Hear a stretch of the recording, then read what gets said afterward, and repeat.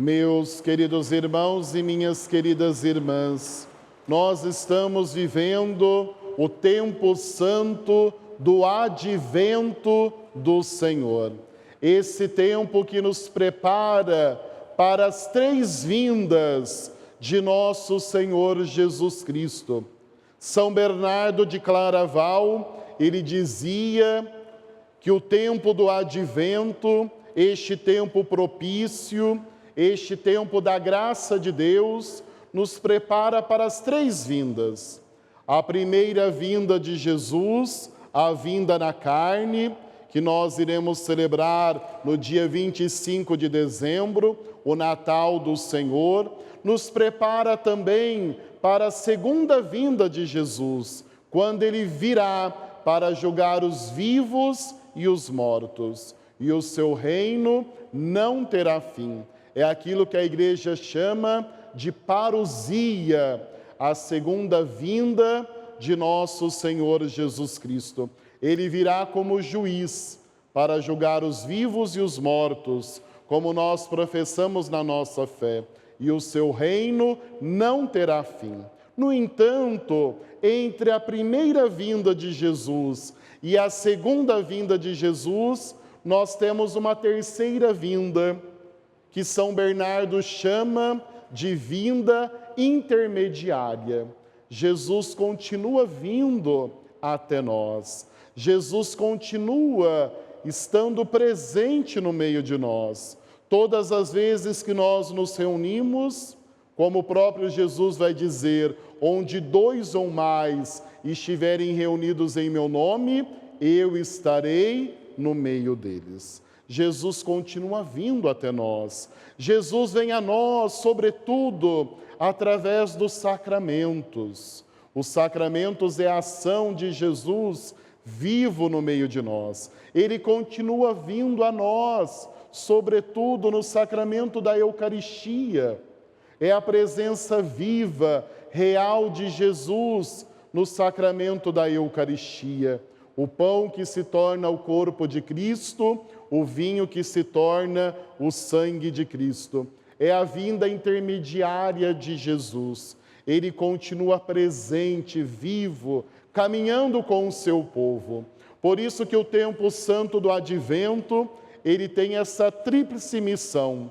Nos prepara para a primeira vinda, nos prepara para a segunda vinda e alicerça em nós a vinda intermediária, para que possamos viver com intensidade, com amor, com alegria, com generosidade de coração. Este tempo tão propício da graça de Deus, que é o tempo santo do advento. Nós já estamos na segunda semana do advento, já estamos no meio do advento. E como é necessário, meu querido irmão, minha querida irmã, preparar bem a casa do nosso coração, preparar bem a manjedoura do nosso coração, para acolher aquele que vem e vem para salvar o seu povo. Como nós cantamos no Salmo, o Senhor vem para salvar o seu povo. E que maravilha as leituras que nós acabamos de ouvir, propostas para nós para essa segunda-feira. O profeta Isaías, na primeira leitura, está falando para um povo cansado, desanimado, abatido, já sem esperança. E o profeta, então, faz uma profecia de esperança, uma profecia que gera no povo uma expectativa de libertação. Por isso que a primeira palavra que nós ouvimos do profeta Isaías foi a palavra alegria. Alegra-te, ó terra abandonada, vazia, todas as coisas irão se transformar. Por isso que o tempo do advento é este tempo de santa expectativa, é este tempo que já vai fazendo com que o nosso coração já comece a experimentar esta expectativa de libertação. E ali o profeta vai dizer essas palavras que nós deveríamos sempre tê-las gravado aqui no nosso coração. Eu até costumo dizer, tem algumas palavras da Sagrada Escritura que mereciam estar lá na porta da nossa geladeira, lá na porta do nosso guarda-roupa, em todos os lugares da nossa casa, para nós não nos esquecermos daquilo que a palavra de Deus fala ao nosso coração, aquilo que ouvimos. Dizei às pessoas deprimidas. Será que no mundo de hoje, será que na nossa família tem alguém deprimido? Hoje nós vivemos numa sociedade onde as pessoas estão cada vez mais deprimidas.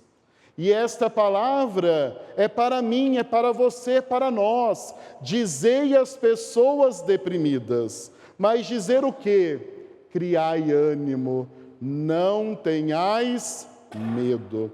Por isso, meu irmão, minha irmã, tome posse hoje desta palavra que o profeta Isaías está falando para cada um de nós. Dizei às pessoas deprimidas, criai ânimo, não tenhais medo. Nós não podemos viver uma vida desanimada, triste, abatida. Ninguém tem direito de viver a tristeza neste tempo que está nos preparando para a alegria que é o Natal do Senhor. Por isso, meu irmão, minha irmã, não se esqueça dessas palavras do profeta Isaías. Dizei às pessoas deprimidas, criai ânimo, não tenhais medo. Que o medo não nos paralise, que o medo não nos faça retroceder, mas que o medo seja banido. Como diz a carta de São João, o amor lança fora todo medo. O amor joga fora todo medo. Por isso que na palavra de Deus aparece diversas vezes, mais ou menos 360 vezes aparece essa palavra, não tenhais medo. É uma insistência de Deus na nossa vida, porque o medo não pode nos paralisar. O medo não pode nos impedir de experimentar o amor, o cuidado que Deus tem por cada um de nós. Aí nós compreendemos o Evangelho, um Evangelho que nos dá uma grande lição para a nossa vida. O centro deste Evangelho é a fé. Este Evangelho que nós ouvimos está nos falando de fé, da necessidade da fé. E olha que interessante o desenrolar daquilo que nós ouvimos no Santo Evangelho. Os mestres da lei, os fariseus, estavam vindo de vários lugares, de várias regiões, para poder ouvir Jesus. Mas eles não queriam se converter. Eles queriam encontrar palavras que pudessem acusar Jesus de alguma coisa. E ali fala que Jesus estava num lugar fechado e tinha muitas pessoas ali. Uma grande assembleia estava ali ao redor de Jesus. Mas aqui que entra um detalhe. Alguns homens trouxeram um paralítico. Mas eles não conseguiam chegar até onde Jesus estava, devido à multidão que estava ali. E olha o que eles fazem. Eles colocaram um paralítico em cima do telhado, abriram um lugar no telhado e desceram um paralítico lá de cima. Imagine essa cena, uma cena um tanto quanto ousada. Subir alguém paralítico, imagine o sofrimento para colocar alguém lá no telhado e ainda descer essa pessoa do telhado. E Jesus, olha o que diz o Evangelho, Jesus vendo a fé daqueles homens. Jesus não viu aqui a fé do paralítico, Jesus viu a fé daqueles homens. A fé, meu querido irmão, como o próprio Jesus vai dizer, move montanhas. A fé é criativa. A fé nos faz desalojar. Por isso que aqueles homens descem o paralítico E Jesus, olhando o tamanho da fé, Jesus vai dizer: teus pecados estão perdoados.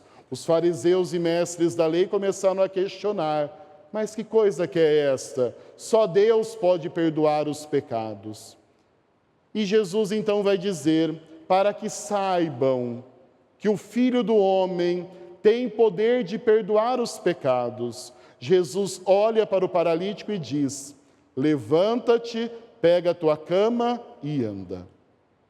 É a ordem que Jesus dá, de acordo com a fé. Por isso, meu querido irmão, minha querida irmã, que neste tempo santo que nós estamos vivendo, o tempo do advento do Senhor, que nós possamos também cultivar em nós esta fé que nos faz experimentar o amor e a misericórdia de Deus, que perdoa os nossos pecados. E, de fato, só Deus pode perdoar os pecados. E Jesus é Deus, Deus conosco, o Emanuel, aquele que veio morar no meio de nós, aquele que veio e veio para salvar. Louvado seja nosso Senhor Jesus Cristo. Para sempre seja louvado.